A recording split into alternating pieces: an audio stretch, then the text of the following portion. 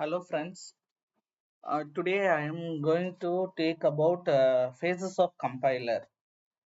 So here mainly in the structure of compiler there are two parts of compiler.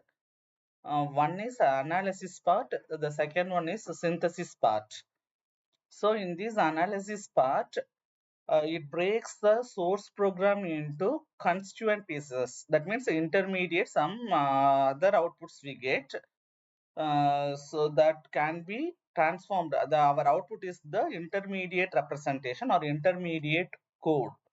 So here in this analysis phase, as I already told, the constituent species is nothing but what are all the intermediate phases available. So for each and every phase, some output we will get. So that is nothing but the constituent pieces here. I'll explain it in the next slide. So it is the front end of the compiler. The analysis phase is the front end of the compiler. Here, it may be analysis part or synthesis part. All the informations of the source program is stored in a data structure. That is nothing but symbol table. So mainly in phases of compiler, there are six phases of compiler. So out of these six phases of compiler, the first three phases are comes under this analysis part, and the last two phases are comes under the synthesis part. So in between there is one more phase, that is nothing but the intermediate code representation. So it is common for analysis phase and synthesis phase, because here in this analysis phase, after the source program is converted into some constituent phases, the final output is intermediate representation. This is the output for analysis phase. In synthesis part, the intermediate representation is the input. So it is this phase, intermediate code representation phase, is common for analysis part and synthesis part. So in synthesis part, it is the back end of the compiler. Analysis part is the front end of the compiler. Here in this synthesis phase, the final output is the target program or our machine code, that is in zeros and ones. So this is the two parts of the compiler, analysis part and synthesis part. So this is the diagram. Here analysis phase is the first phase or first part, and synthesis phase is the second phase or second part. So here intermediate code representation, it is common for analysis and synthesis. Analysis phase is the front end and synthesis phase is the back end. Here the source code is our normal high level language program. So after converting this high level language program into intermediate code, this is output for analysis phase, and we will give these output as input to the synthesis phase. Finally, we can get the machine code or target code here. So these are the phases of the compiler, six phases. So first phase is the lexical analyzer. Second phase is syntax analyzer. Third phase is semantic analyzer. And fourth phase is intermediate code generator. Fifth phase is code optimizer. And sixth one is target code generation. So here all the phases are connected to the symbol table. So as I already told, it is a data structure. So all the informations about all the phases are stored in this symbol table. And similarly, in the other side, error handling is there. If there is any error occurs in each and every phase, it will be handled by this error handler. So all the phases are connected to error handling too. Here our input is the high level language or the source program.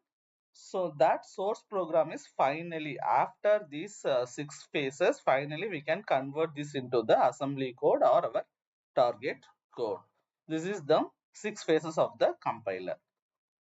So here what are all the outputs for each and every phase? That is constituent pieces. We discussed here na, constituent pieces. So that is nothing but these things. So these are all the output for each and every phase. The first phase is the lexical analyzer. The output of the lexical analyzer is stream of tokens. Here the output is tokens. Input is the source code or the high level language program. Now the token is input to the syntax analyzer. The output is the parse tree. For the next phase, semantic analyzer, the parse tree is the input and the output is the annotated parse tree or corrected parse tree. I'll explain one by one in the upcoming slides. Now, parse tree is the input to the, that is annotated parse tree is the input to the intermediate code generator, and the output is the intermediate code. Next one is, here the intermediate code is the input to the code optimizer, output is optimized code. Finally, the optimized code is converted to the target machine code with the help of the target code generator. So these are the 6 phases. So out of the 6 phases, first 3 phases are comes under analysis pass or analysis phase, and the last 2 parts are comes under synthesis pass. The intermediate code generated, as I already told, it is common for analysis and synthesis, because intermediate code generator is the output for the first phase, that is analysis phase, and it is the input for the second phase, that is synthesis phase. So it is common for analysis pass and synthesis pass. So now first slide is lexical analysis. So in lexical analysis, it is the first phase of the compiler. The other name for the lexical analyzer is the tokenizer, scanner, or lexer. So these are all the some other name. For we can name it as here the scanning. So why we name it as scanner, tokenizer, or lexer means here the output of the lexical analyzer is the token. So we name it as tokenizer. Scanner means here we scan the each and every input or every character as a lexeme. So the other name is the scanner here or lexer. So this is the other name for lexical analysis. Here, for example, um, C equals A plus B asterisk 5. This is one of the source code. So from our source code, this is one of the line. We can consider this as a source program now. This is the input for the lexical analyzer. Now we can convert this source code into tokens. So how we can convert? So for that, before that, we have to know about what is meant by token, lexeme, and pattern. So as I already told, token is the output. Here the output may be a keyword, operator, or identifier. So keyword means by default we mention some things. For example, variables. C, A, B. In this example, C, A, B are the identifiers. Equal to plus asterisk are the operators. Plus that is a 5 is a constant number. So these are all some tokens generated finally after give the input to the lexical analyzer. So this is the token, and lexeme is the sequence of character. Again, it is similar to token only. So for this example, C is one lexeme, equality is one lexeme, A is one lexeme. That is sequence character, one after other. What are all the characters or symbols or operators available in your input? Each and every character is considered as a lexeme. For token, the difference between lexeme and token is here the sequence of each and every character is considered as a lexeme.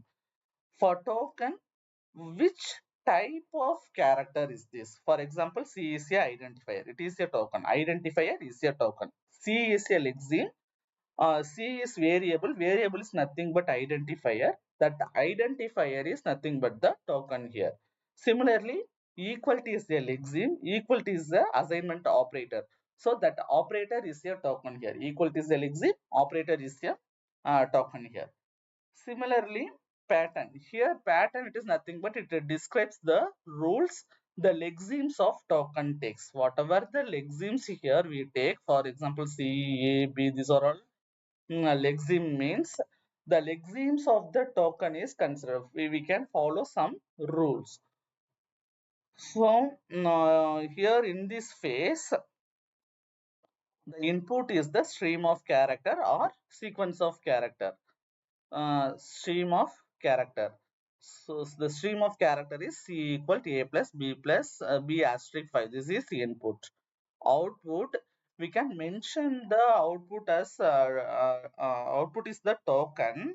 So for this token, there is one template or syntax. How we can write the token means within the angle bracket, we can mention the token name and attribute value. So this is the, it is like a syntax, it is like a template. So your output is within the angle bracket. The first name is the token name and the second one is the attribute value. And one more thing, here as I already told, for token there are many tokens out there. That is, it may be a keyword, operator, identifiers, special symbols, anything, number. So for out of all the tokens, only the identifier have the attribute value. For example, I'll show it here. So this is one example. On the output of this sequence of character or lexemes, the output is first character is C. C equals, one second, I'll maximize it. Then it is,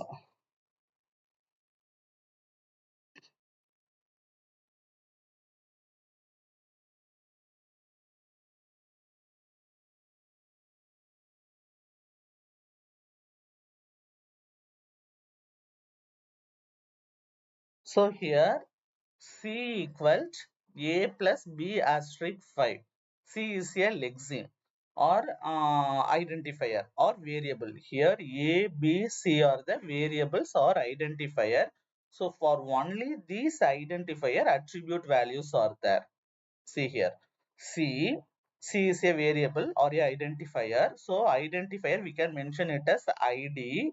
This template format is within the angle bracket, we can mention the token name for this identifier is ID, comma, this is first identifier or first variable.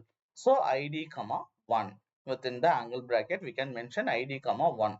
Similarly, for the second lexeme, second character equal. So equal, it is not a identifier. So only for identifier alone, we can mention the attribute value. So equal to, we can mention only equal symbol. We can copy the equal symbol within the angle bracket.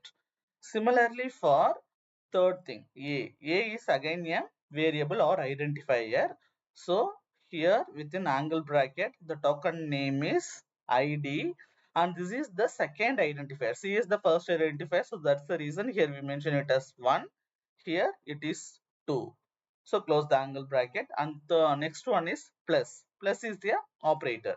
So operator means just you can copy the plus symbol within the angle bracket.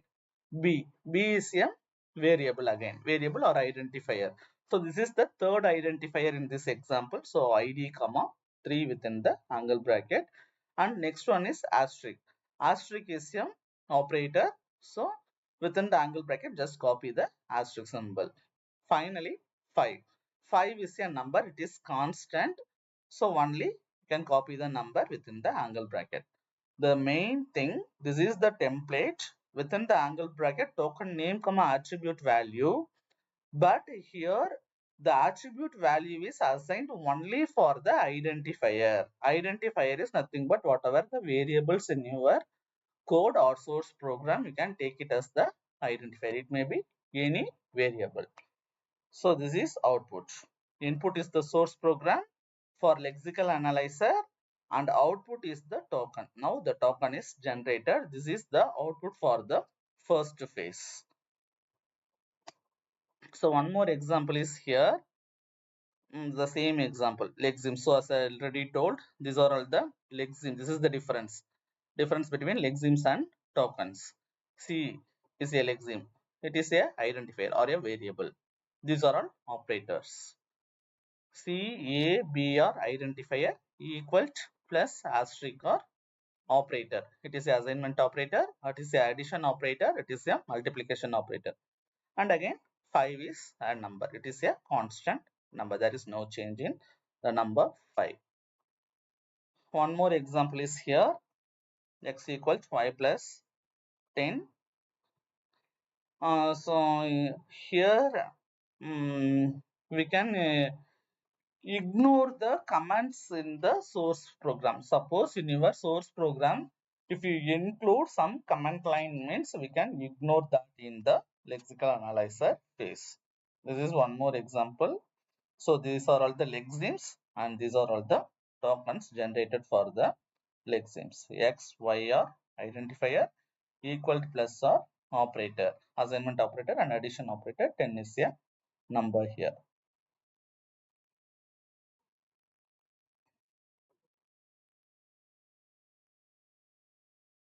So now token is generated. For source program, a token is generated. This is the first phase, lexical analyzer phase. And the second phase is the syntax analyzer. So for syntax analyzer, the input is the token. Whatever we received as output in the first phase, that is the input for the second phase. Now we can give that input as to the syntax analyzer, and the output for the syntax analyzer is the parse tree. So this is nothing but the parse tree. This is the token generated in the first phase. You can give that as input to the syntax analyzer. Syntax analyzer is the second phase of the compiler. Here the output is the parse tree. So the other name for the syntax analyzer is parser. Here we are constructing the parse tree with help of the token. So parser converts the token produced by the lexical analyzer. The parser is nothing, it is like a tree-like structure. So that's the reason we name it as parse tree. So how we can generate the or construct the parse tree in this phase means, this is the output. Okay, id comma 1, that is id1, we can mention it as id1 equal to id2 plus id3 asterisk 5. This is the output for the first phase. Now we can give this as input to the syntax analyzer. So here we can check which operator has highest priority. Actually, equal. This assignment operator has the highest priority because we can, after completing the right hand side process, we can assign that value to the left hand side. So first we concentrate on the RHS, right hand side. So in the right hand side there are two symbols, plus and asterisk. So out of these two symbols, asterisk has the highest priority. So here,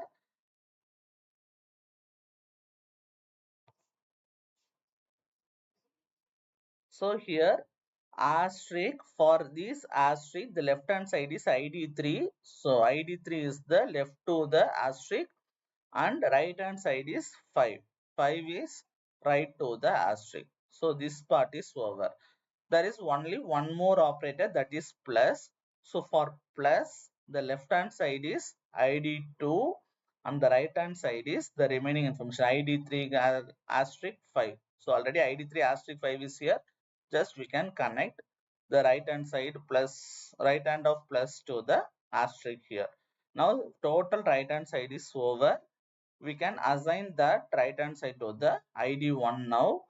For the assignment operator is equal, so for equal, the left hand side is id1 and the right hand side is the entire thing. So this is the parse tree. In this parse tree, one more important point is all the interior nodes are the operator. Interior node is nothing but it is the parent node. So here equal is parent for id1 and the remaining things. Here plus is the parent for id2 as well as this part, and asterisk is the parent for id3 and 5.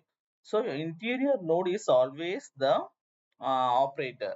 So operators appear as interior nodes and the operands are appear as the child node. Here the variable id1 is nothing but the variable c, a, b. These are all the variables. So this is considered as the operand.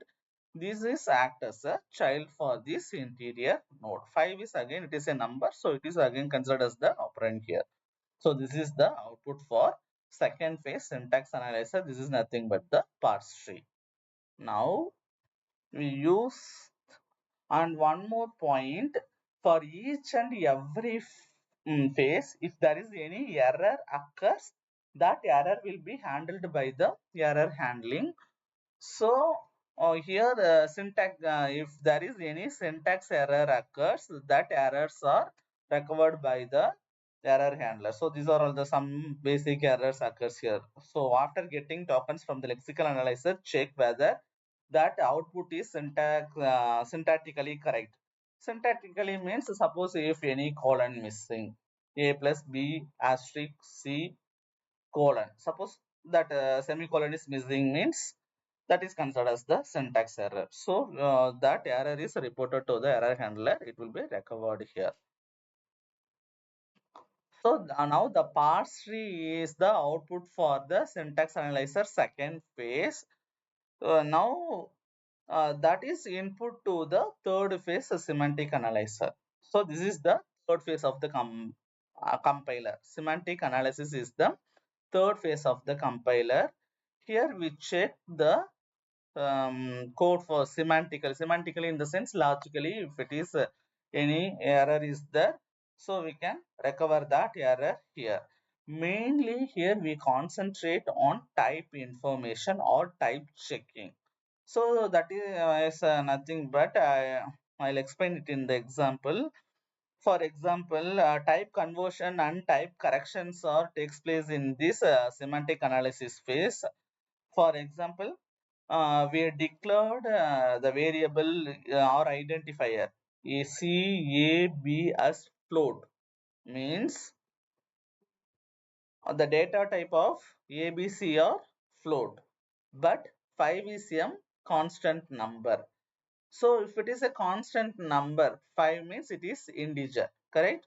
So the remaining variables are C, A, B or declared as float, but 5 is declared as the integer here. So now we can convert these 5 into float. So how we can convert? For that we need this function into float. We can convert this integer number to float with help of into float the number 5. It is corrected here. It is nothing but the annotated parse tree or corrected parse tree. Here the error occur is type error, data type error. The data type for 5 is integer. Now we can convert. Always we can declare all the variables are constant in the same data type. The remaining variables are declared as a float, but only 5 is integer. So now we can convert that 5 into float. After using this function, now the value of 5 is 5.0. So it is converted to float here. So this is the output for the third phase semantic analyzer. So up to this, I'll stop the topic. For the remaining three phases, I'll continue it in the next video. Thank you.